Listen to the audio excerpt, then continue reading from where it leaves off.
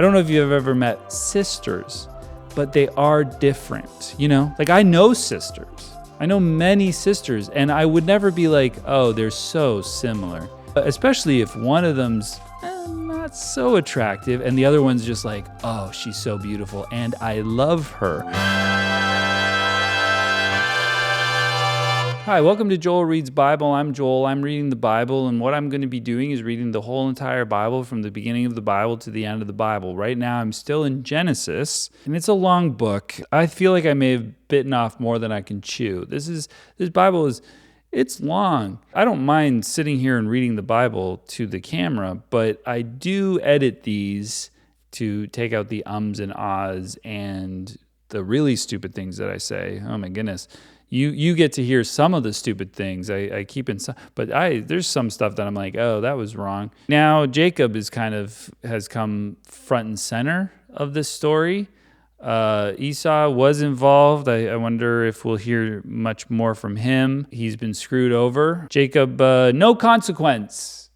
There's not always going to be a consequence for lying or raping your dad or pimping out your wife or whatever. If you have been watching these videos and you enjoy them, thank you so much. I appreciate it. And please subscribe. Why not?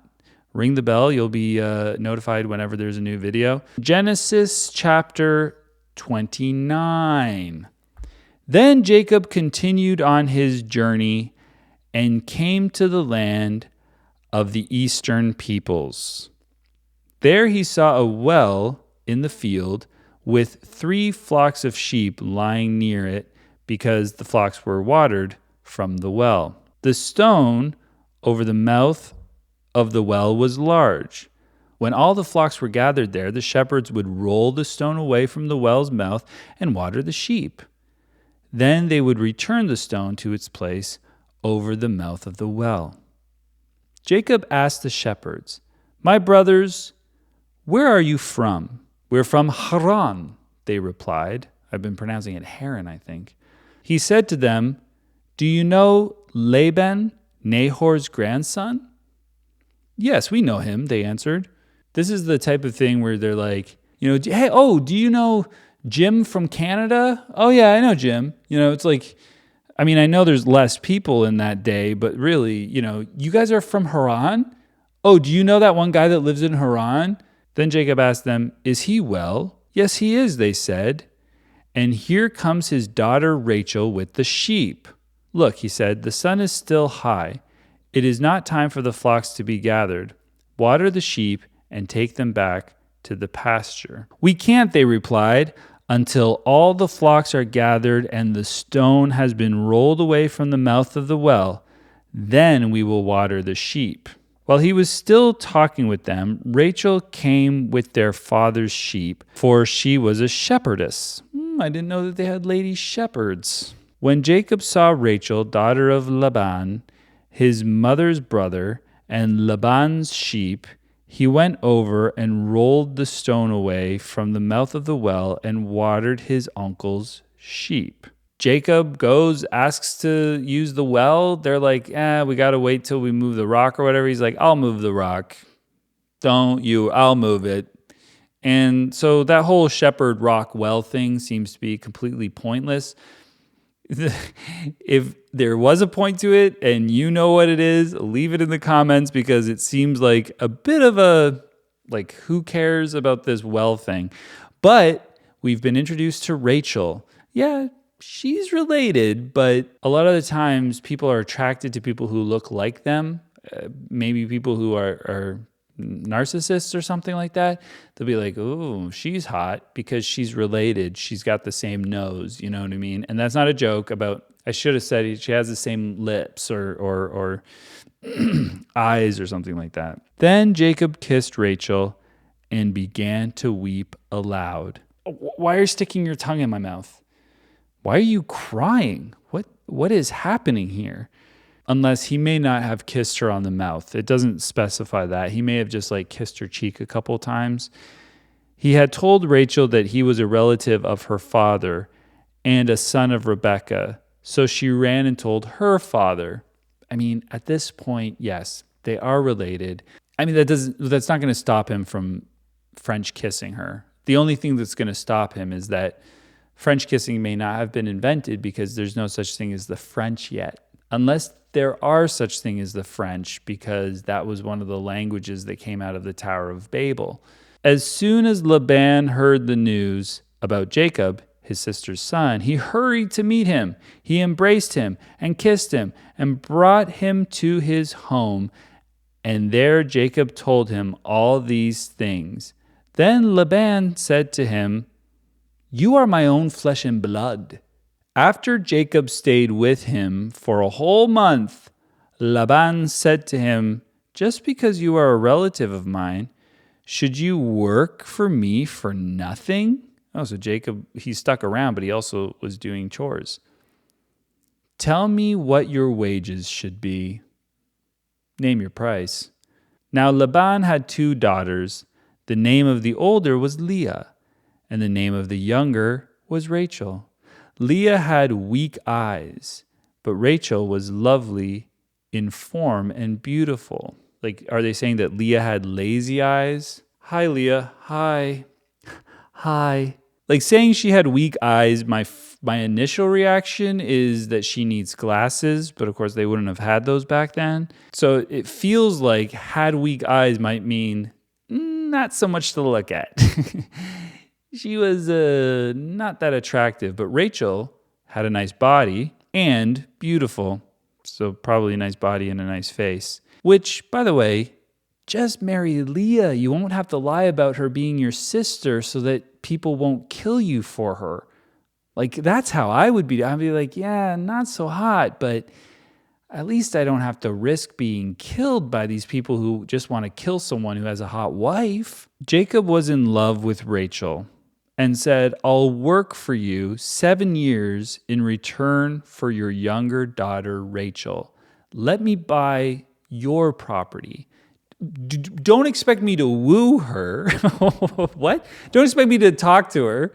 I don't want to have a relationship with her, interact with her, and have her choose to marry me or anything like that. Let me work here for 7 years and earn her. Laban said, "It's better that I give her to you than some other man. Stay here for me. Better you than some other dude." What's that supposed to mean? I don't even know what the implication is there.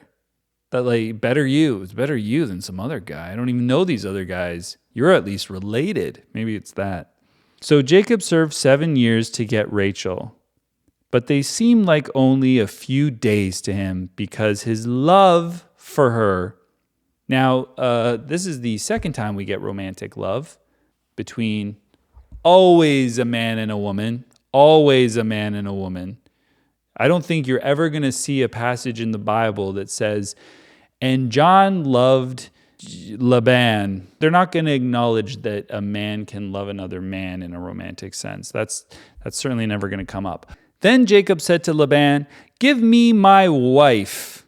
Give her to me. Give me that property. I earned it. My time is completed, and I want to lie with her. I'm horny. I want to bang this woman. She's hot. She's got a great body and a great face. And I worked 7 years so that I could get my rocks off with her." And that's incredible that he's saying that to her dad. "Give me your daughter so that I can do her. You promised that I could do it with her, and I'd like to do it now, please. Thank you, sir."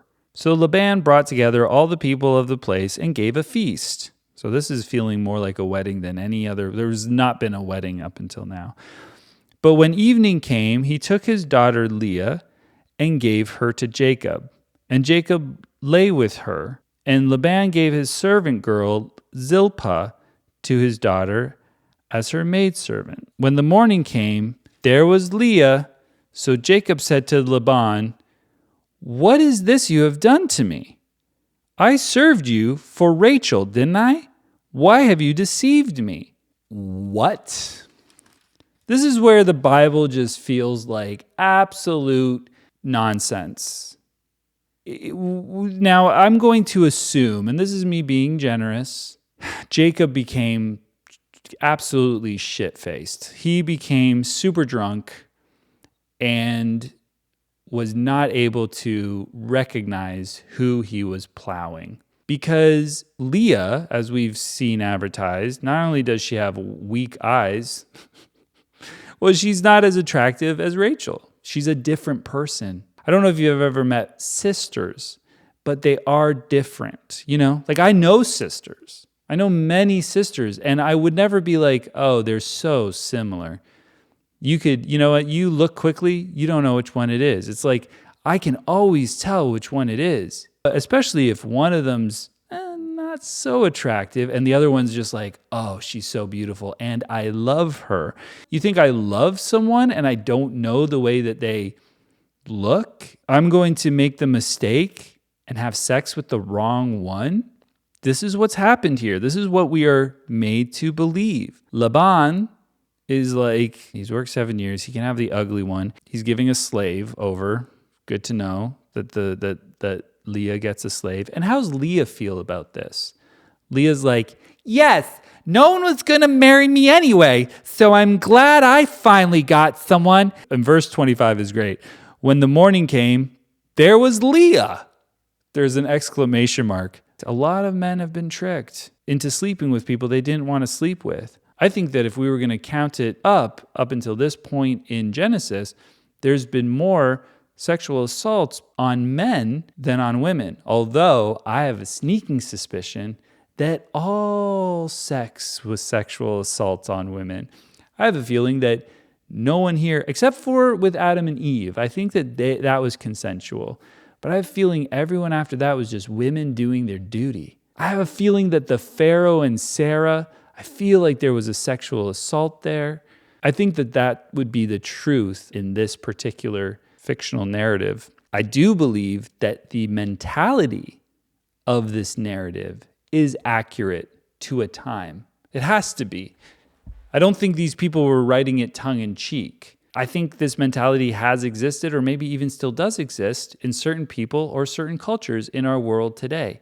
But whether or not this particular narrative actually happened is a big question mark. Laban replied, "It is not our custom here to give the younger daughter in marriage before the older one." Well, tell me that before I work 7 years. Finish this daughter's bridal week, then we will give you the younger one also in return for another 7 years' work.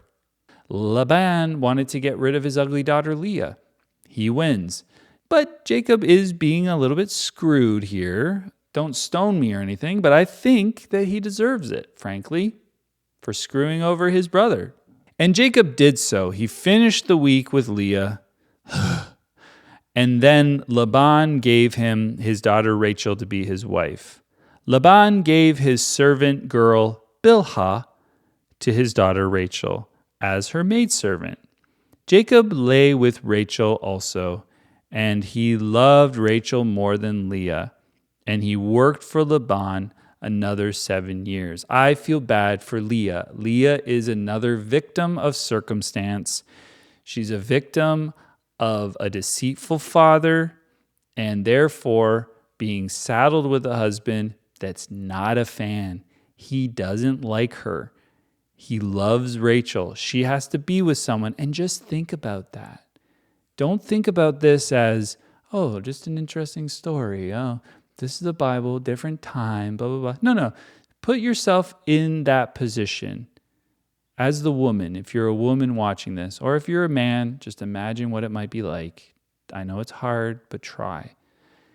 Just imagine being with someone, and wouldn't you love to be loved and to be in a meaningful, deep relationship with someone who cares about you, someone who respects you, someone who finds you beautiful and wants to be with you?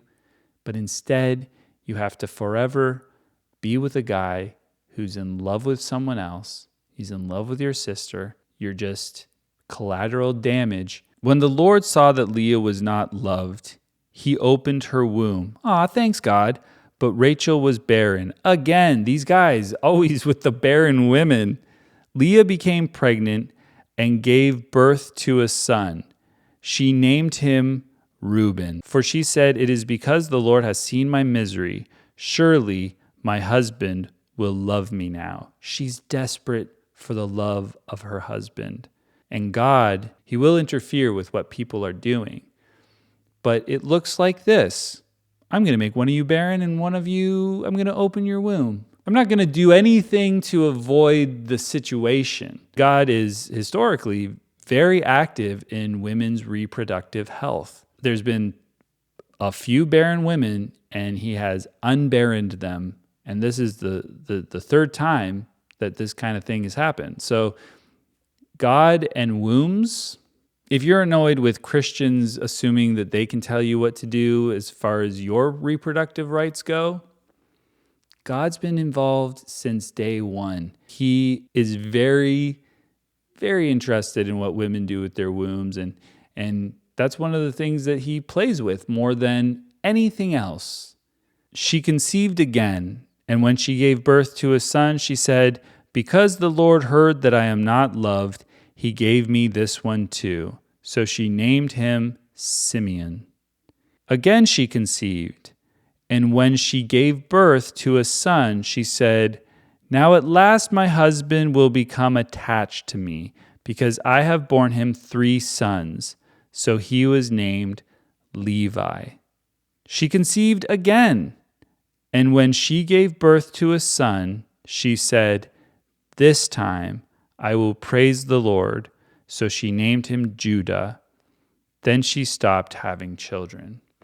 This is a woman desperate for her husband's love because he was tricked into marrying her. This poor woman is just trying to please him by having sons, by having babies. Luck of the draw. They're all sons. Aren't you happy? Aren't you proud of me? Don't you love me now? I'm having boys for you. What a ridiculous culture. Why are we subscribing to this in the 2000s? Leave a comment. But do you think that we should be obsessing over the boys that are born? We're past that, right? We're okay with girls now, right? Like, we love people for who they are now. What's crazy about it is that this is a book that people are going to claim some sort of objective morality.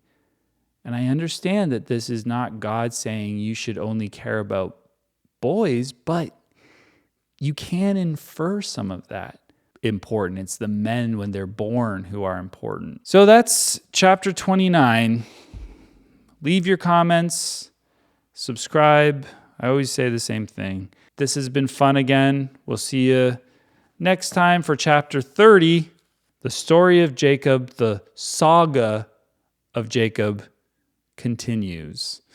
See you there.